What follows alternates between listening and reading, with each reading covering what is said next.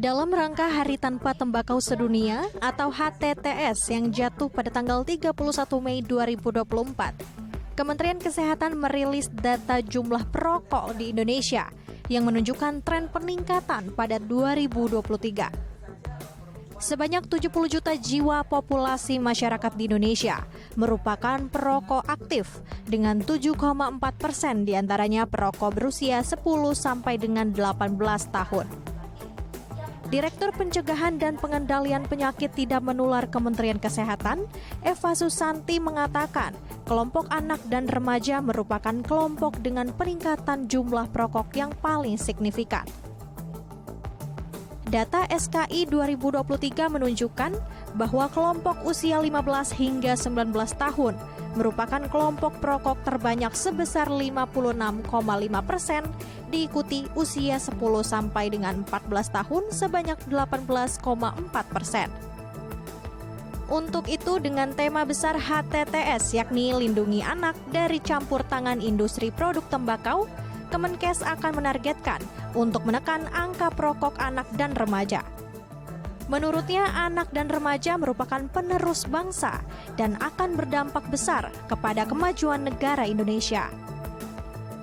Karena rokok ini Indonesia itu merupakan pasar terbesar, ya, karena kita penduduk terbesar ya, khususnya di negara kita ini banyak sekali dan juga anak-anak itu juga banyak sekali pasarnya.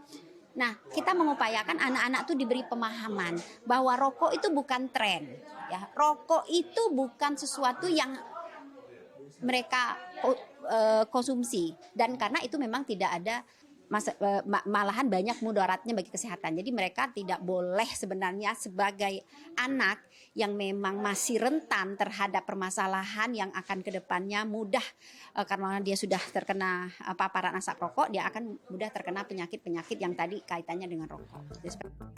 Organisasi Kesehatan Dunia atau WHO juga memberikan 4 prioritas yang perlu menjadi perhatian pemerintah Indonesia untuk mengurangi dan menangani jumlah perokok di Indonesia, khususnya kalangan anak dan remaja. Pertama, memastikan bahwa UU Kesehatan melarang tembakau, serta periklanan promosi dan sponsorship terkait di media sosial dan seluruh internet.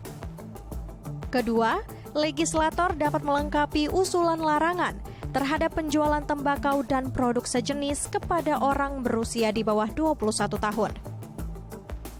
Ketiga, dalam rancangan RUU Penyiaran Nasional, pembentuk UU dapat memberlakukan larangan total terhadap iklan rokok, promosi, dan sponsor tembakau di semua format siaran.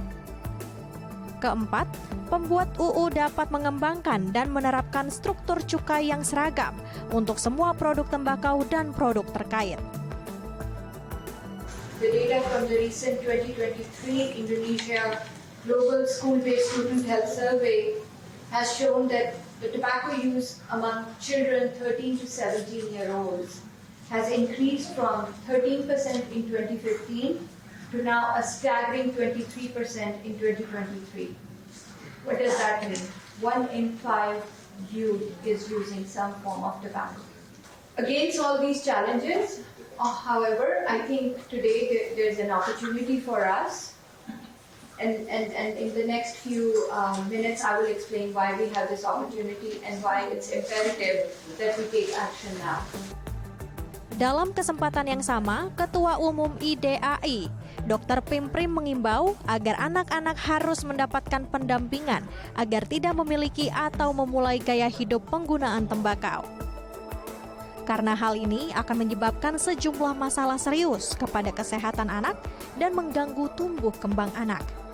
Banyak penelitian sebenarnya sudah jelas ya, bahwa merokok ini banyak sekali dampak terhadap kesehatan anak-anak maupun janin bahkan.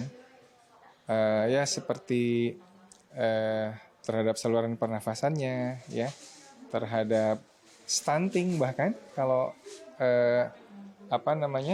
pada janin itu bisa pertumbuhan janin terhambat kalau ibunya merokok aktif, dan juga bisa ada kaitannya juga dengan keganasan, ya.